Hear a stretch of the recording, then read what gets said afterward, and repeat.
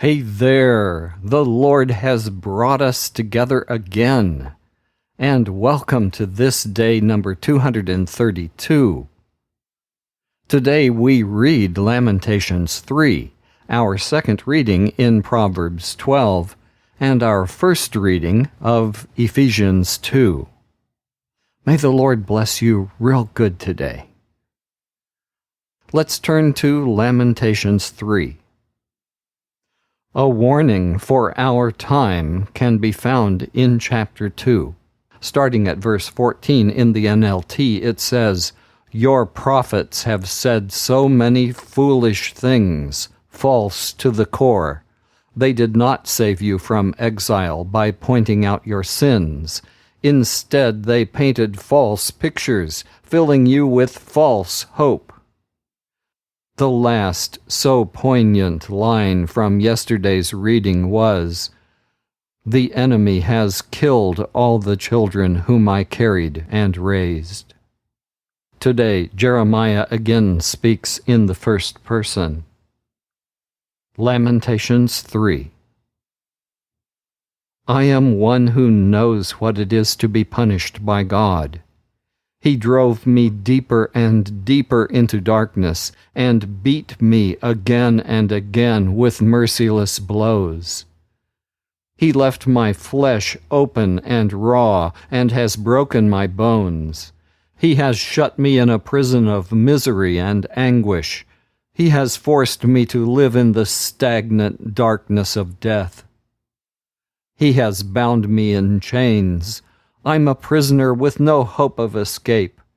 I cry aloud for help, but God refuses to listen. I stagger as I walk. Stone walls block me wherever I turn.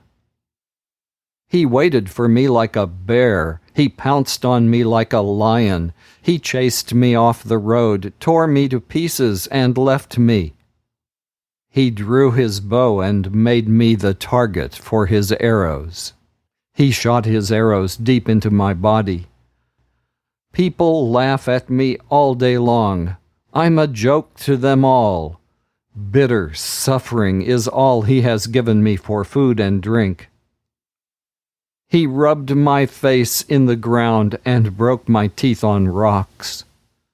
I have forgotten what health and peace and happiness are. I don't have much longer to live. My hope in the Lord is gone. The thought of my pain, my homelessness, is bitter poison.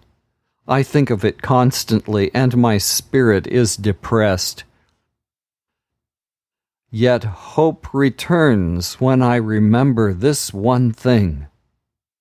The Lord's unfailing love and mercy still continue, fresh as the morning, as sure as the sunrise. The Lord is all I have, and so in Him I put my hope. The Lord is good to everyone who trusts in Him. So it's best to wait in patience, to wait for Him to save us. And it's best to learn this patience in our youth. When we suffer, we should sit alone in silent patience. We should bow in submission, for there may still be hope. Though beaten and insulted, we should accept it all. The Lord is merciful and will not reject us forever. He may bring us sorrow, but His love for us is sure and strong. He takes no pleasure in causing us grief or pain. The Lord knows when our spirits are crushed in prison. He knows when we are denied the rights He gave us. When justice is perverted in court, He knows. The will of the Lord alone is always carried out. Good and evil alike take place at His command. Why should we ever complain when we are punished for our own sin? Let us examine our ways and turn back to the Lord. Let us open our hearts to God in heaven and pray, We have sinned and rebelled, and you, O Lord, have not forgiven us. You pursued us and killed us. Your mercy was hidden by your anger, by a cloud of fury too thick for our prayers to get through. You have made us the garbage dump of the world. We are insulted and mocked by all our enemies. We have been through disaster and ruin. We live in danger and fear. My eyes flow with rivers of tears at the destruction of my people. My tears will pour out in a ceaseless stream until the Lord looks down from heaven and sees us. My heart is grieved when I see what has happened to the women of the city. I was trapped like a bird by enemies who had no cause to hate me. They threw me alive into a pit and closed the opening with a stone. Water began to close over me, and I thought death was near. From the bottom of the pit, O Lord, I cried out to you, and when I begged you to listen to my cry, you heard. You answered me and told me not to be afraid. You came to my rescue, Lord, and saved my life. Judge in my favor. You know the wrong done against me. You know how my enemies hate me and how they plot against me. You have heard them insult me, O Lord. You know all their plots. All day long they talk about me and make their plans. From morning till night they make fun of me. Punish them for what they have done, O Lord. Curse them and fill them with despair. Hunt them down and wipe them off the earth. Now let's return to Proverbs 12. A favorite verse to introduce today's Proverbs is verse 23. Smart people keep quiet about what they know, but stupid people advertise their ignorance. Proverbs 12, starting at verse 14. Your reward depends on what you say and what you do. You will get what you deserve. Stupid people always think they're right. Wise people listen to advice. When a fool is annoyed, he quickly lets it be known. Smart people will ignore an insult. When you tell the truth, justice is done, but lies lead to injustice. Thoughtless words can wound as deeply as any sword, but wisely spoken words can heal.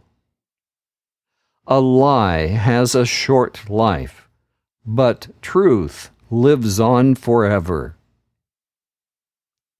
Those who plan evil are in for a rude surprise, but those who work for good will find happiness. Nothing bad happens to righteous people, but the wicked have nothing but trouble. The Lord hates liars, but is pleased with those who keep their word. Smart people keep quiet about what they know, but stupid people advertise their ignorance. Hard work will give you power. Being lazy will make you a slave. Worry can rob you of happiness, but kind words will cheer you up. The righteous person is a guide to his friend, but the path of the wicked leads them astray. If you're lazy, you will never get what you're after, but if you work hard, you will get a fortune. Righteousness is the road to life. Wickedness is the road to death.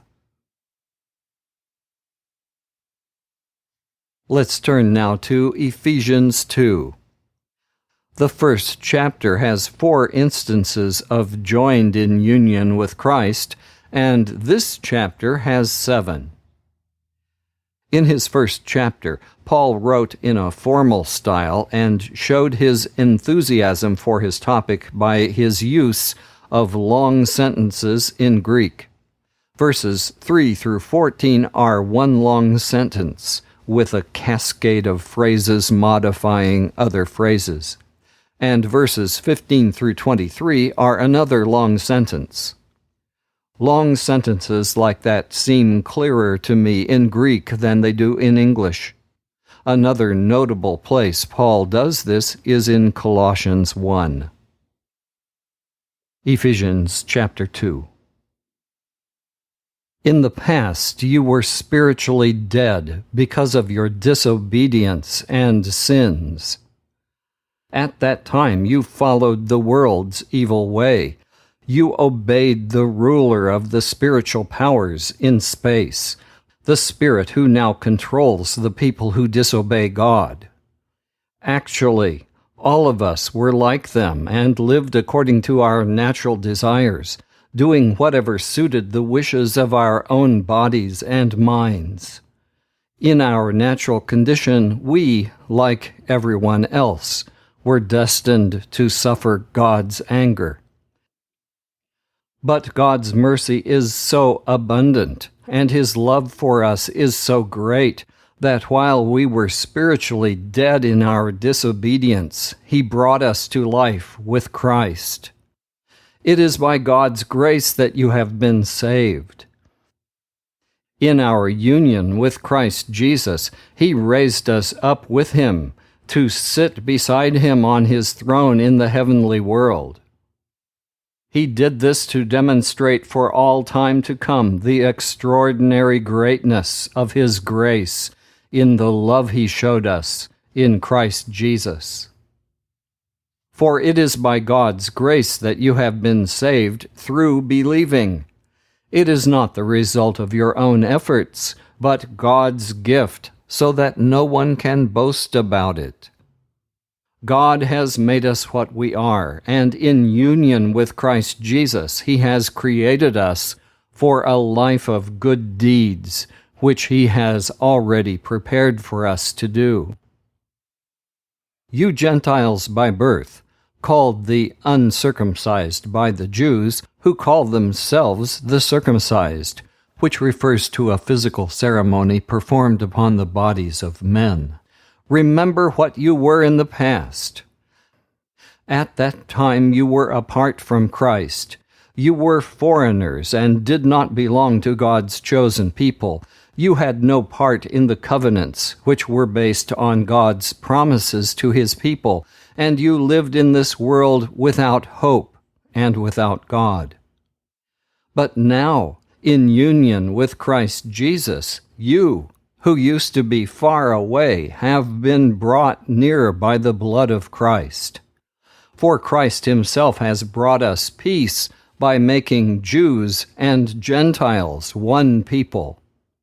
With His own body He broke down the wall that separated them and kept them enemies. He abolished the Jewish law with its commandments and rules, in order to create out of the two races one new people in union with Himself, in this way making peace. By His death on the cross, Christ destroyed their enmity. By means of the cross, He united both races into one body and brought them back to God.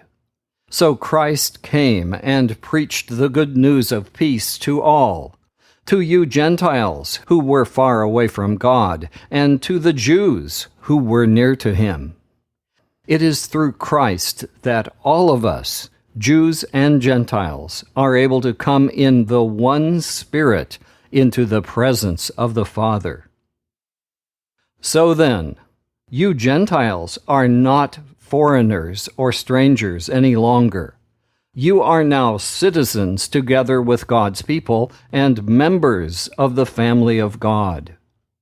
You too are built upon the foundation laid by the apostles and prophets, the cornerstone being Christ Jesus himself. He is the one who holds the whole building together and makes it grow into a sacred temple dedicated to the Lord. In union with Him, you too are being built together with all the others into a place where God lives through His Spirit. Please join me in prayer. Our Heavenly Father, in sickness, distress, loss, or persecution, hope returns to us when we remember this one thing. Your unfailing love and mercy still continue, fresh as the morning, as sure as the sunrise. You, Lord, are all we have, and so in you we put our hope. You are good to everyone who trusts in you. So it is best for us to wait in patience. You have so graciously saved us through our union with Christ, even though we were spiritually dead and your enemies. You may bring us sorrow, but your love for us is sure and strong. You, O Lord, know when our spirits are crushed, and it is as though we were in prison. You take no pleasure in causing us grief or pain, but are using those things to bring your work in us to completion. So we say with so many others, Great is thy faithfulness, O God my Father. There is no shadow of turning with thee. Thou changest not. Thy compassions, they fail not. As thou hast been, thou forever will be. Pardon for sin, and a peace that endureth. Thine own dear presence to cheer and to guide. Strength for today and bright hope for tomorrow. Blessings all mine with 10,000 beside. Great is thy faithfulness. Great is thy faithfulness. Morning by morning new mercies I see. All I have needed thy hand hath provided. Great is thy faithfulness, Lord, unto me.